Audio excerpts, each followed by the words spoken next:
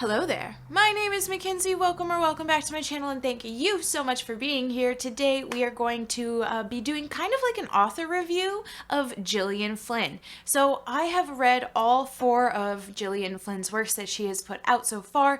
I have read Dark Places, Sharp Objects, The Grownup, and Gone Girl. And if you were wondering why in March I all of a sudden started to read some short stories, there are multiple reasons, one of them being for this video. I wanted to read The Grownup so that way I could have a over-encompassing view of what Gillian Flynn's works are, if I can find some similarities and differences and all of that kind of stuff. And I really just wanted to talk about it because she's such a great author and I really enjoy her works, and they're always like slightly traumatizing, and I kind of love it. They're always scary and just a tad horrific, and like, oh my gosh, the psychology of it all. It's so good. My journey with Gillian Flynn started with Sharp Objects, and I read that book and I had never ever read anything like it before, about a woman who was so imperfect and so traumatized and really not necessarily a good person,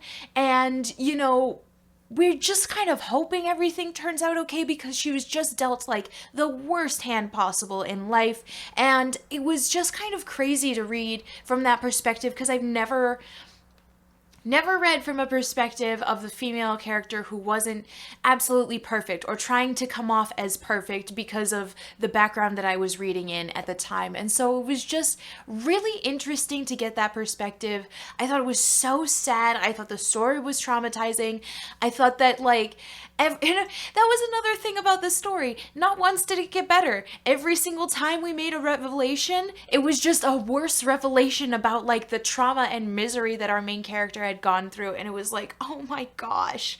I'm pretty sure our main character was Libby, and I was just crying for her every single time something was happening. It was awful. I'm sorry, I've been talking about Dark Places. Dark Places is the one that I started with, and that one is following our main character, Libby, and we are following her as she is an adult. And when she was young, I want to say like 7-ish, someone came in to her family's home and murdered her whole family, her mom and her 2 siblings, her 2 sisters, but not her brother. So she testifies against her brother when she was that young. He was 15 at the time, and says that he's the one who killed everybody. And he goes to jail, and because it's like such a high profile case, it's called the Satan Sacrifices. Like everyone gets all weird about it. And then this like weird like fan cult dumb like springs up, and they like provide for Libby for a very long time, and she is starting to run out of money, and so she tries to like figure out ways to get more money from them. And she ends up looking into the past a little bit more, finding out what happened, and like it's not good what happens, you guys. Every revelation is a worse one, but it was such a good read. So after that, I took a long break, and then I picked up Sharp Objects. Sharp Objects is the shorter of the 2, and I believe that also has a adaptation. I think it was a TV show or a miniseries. I did not watch it. I don't think that I will, honestly, because it's kind of a lot.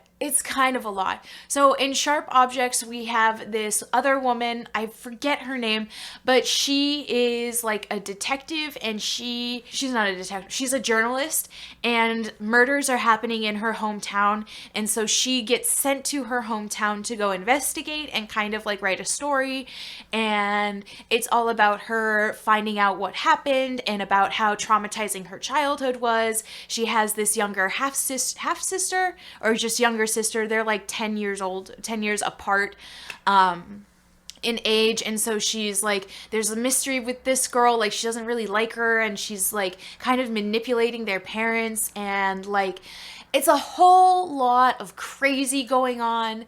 And oh my god, after that book is the book that inspired me to start my whole booktube channel, because after I read the ending, I couldn't believe what I was reading. I had to talk to somebody.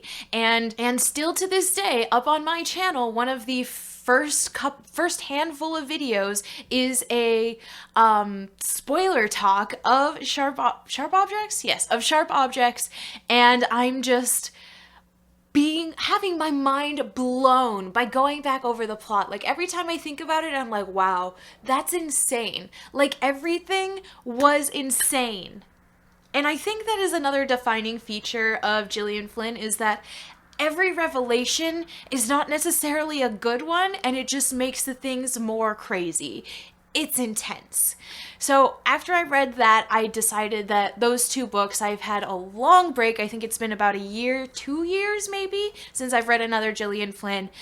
She only had the Grownup and Gone Girl. I wasn't planning on reading the Grownup until I decided I wanted to do this video. So I picked it up from my local library. I read it in the 2 hours that it, however long it is. Oh my God.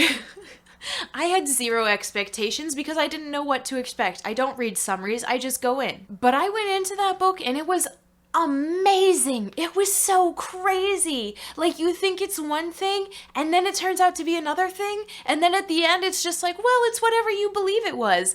And like, what? Most of the time that doesn't work for me, but the way that it was all set up, I was just like, wow, this was amazing. I just read from the perspective of a completely psychotic person, and it was done so well. Like, oh my God, it was so good. And then I topped off this whole reading experience with Gone Girl. I almost said by Gillian Flynn. Of course it's by Gillian Flynn. This is what the video is about. So I topped off this experience with Gone Girl. I actually have watched the movie, and I watched the movie before I even read any of her books. Me and my mom watched it. It was such a great time. I believe it's Ben Affleck and Rosamund Pike, and oh my God, it was crazy. I was astounded at what was happening. I feel like the movie gave away a lot of the plot points before the book did, but it was still really good. So I felt it was only poetic to have Gone Girl be the last book that I read, since it was the first introduction to Gillian Flynn that I had. I really enjoyed the book. I felt like it added a lot more. You get a lot more from Nick's perspective, and you realize like how like crappy of a person he is. This is the first time that in a Gillian Flynn we are getting like a male's perspective, and it's predominantly in Nick's perspective until about halfway through, and then we start switching. So, well, I would say less then, because we're switching between Nick's point of view and Amy's perspective in diary form. So we're getting diary entries from Amy, Nick's current perspective, and Amy has gone missing, and all signs point to Nick being the one who either kidnapped or killed her, and the police are trying to figure out what happened, and Nick's like, I don't know what happened because all of these clues are not mine.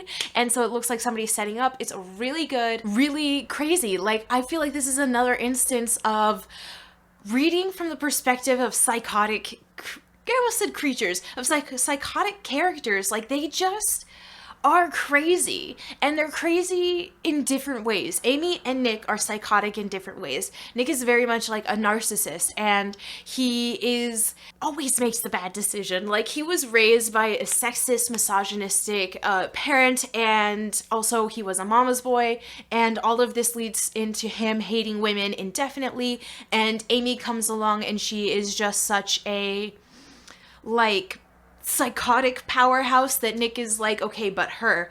Amy is just crazy enough for me to be in love with her, and her crazy matches my crazy, and it's perfect. And it was so ridiculous to read. It was just, oh my gosh, I loved it. It was great. And it's very interesting because I read all of these books out of publication order. The first one to be published was Sharp Objects, then Dark Places, then Gone Girl, and then The Grownup. And I feel like when you put that in order, you can kind of see like this progression of things getting more and more psychotic. So if we start with Sharp Objects, which I feel like is the most like grounded in storylines, and then you go into Dark Places where it's like, okay, now we have like this mass murder thing that happened, and like it's getting like ridiculous. The story is a little bit outlandish, but still within the fines of like, if you believe that everyone is as crazy as they seem to be, then it seems to fit.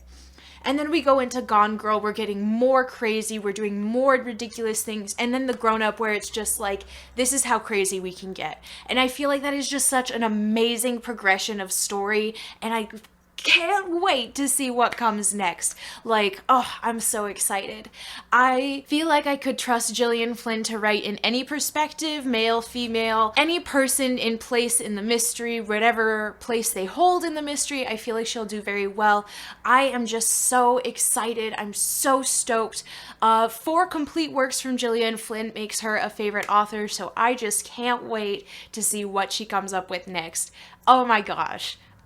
So let me know down in the comments, have you read any of these books by Gillian Flynn? If you have, what did you think of them? If you have any recommendations for people who'd like these books, let us know down in the comments. We can have a little discussion. I hope you enjoyed this video. I hope you have a good rest of your day, and I hope to see you in the next one. Bye!